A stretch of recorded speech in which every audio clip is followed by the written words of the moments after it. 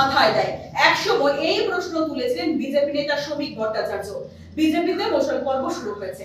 শুভেন্দু অধিকারীকে নিয়ে আজ দিলীপ ঘোষ প্রশ্ন তোলায় পাল্টা উত্তর চাইলেন কংগ্রেস নেতা সুমন রায়চৌধুরী। আসুন শোনাই আপনাদের কি বলেছেন তিনি। এই কদিন আগে, 2-3 দিন আগে বিজেপির রাজ্যের মুখপাত্র শ্রমিক ভট্টাচার্য বলছিলেন কংগ্রেস খায় না গায়ে মাখে, উনি জানেন না। খুব ভালো কথা, কংগ্রেস খায় না গায়ে মাখে শ্রমিকবাবু আপনাকে জানতে হবে না। আপনি শুধু মন দিয়ে আপনাদের বর্ষিয়ান নেতা প্রাক্তন বিজেপি সভাপতি দিলীপ ঘোষের সকালবেলার সাংবাদিক সম্মেলনটা দেখবেন। আগেও তথাগত রায়, কামিনী, কাঞ্চন টাঞ্চন অনেক কিছু বলেছেন। আর আজকে দিলীপবাবু আপনাদের দল সম্বন্ধে কি কি বলেছেন একটু শুনবেন। কে সনাতনী হিন্দু, কে সনাতনী হিন্দু নয়, কাকে দল বাইরে মমতা বন্দ্যোপাধ্যায়ের আঁচল থেকে এনে নেতা বানিয়েছে, সেগুলো বাদই দিলাম। বড় করে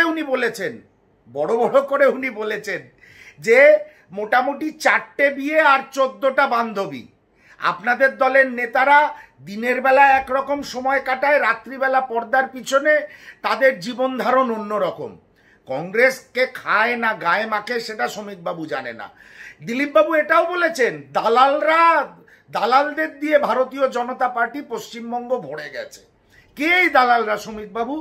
একটু যদি উত্তর দেন। আপনি তো প্রধান মুখপাত্র এবং সুবক্তা বলে আমি মনে করি। এই দালালরা কারা? কোন দালালরা এসে ভারতীয় জনতা পার্টিকে চালাচ্ছে এটাও আমরা জানতে চাই। কারণ আমরা তো কংগ্রেস কর্মী, আমাদের দলে কোনো দালাল নেই।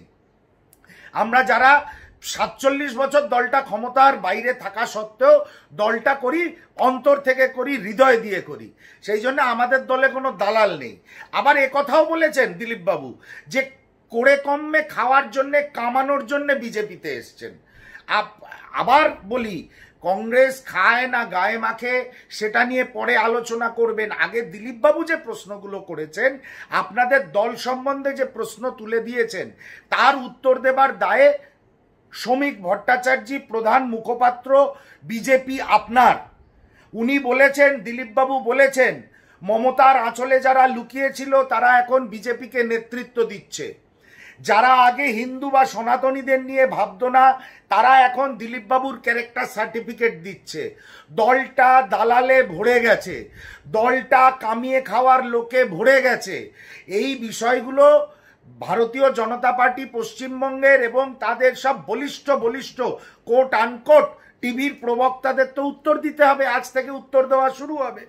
বিগত দিনেও তথাগত রায় অনেক কথা বলেছিলেন, তা যাই হোক, সেটা হয়তো বাংলার মানুষ ভুলে গেছে, আমরা ভুলিনি।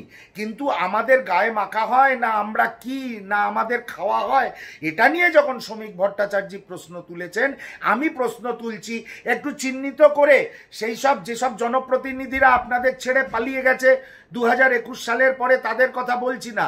যেসব নেতা আর জনপ্রতিনিধিরা আছে যারা 4টে করে বিয়ে করেছে আর 14টা করে বান্ধবী আছে, তাদের একটু জনমানসে নিয়ে আসুন, আমাদের চোখের সামনে নিয়ে আসুন, আমরাও আইডেন্টিফাই করি।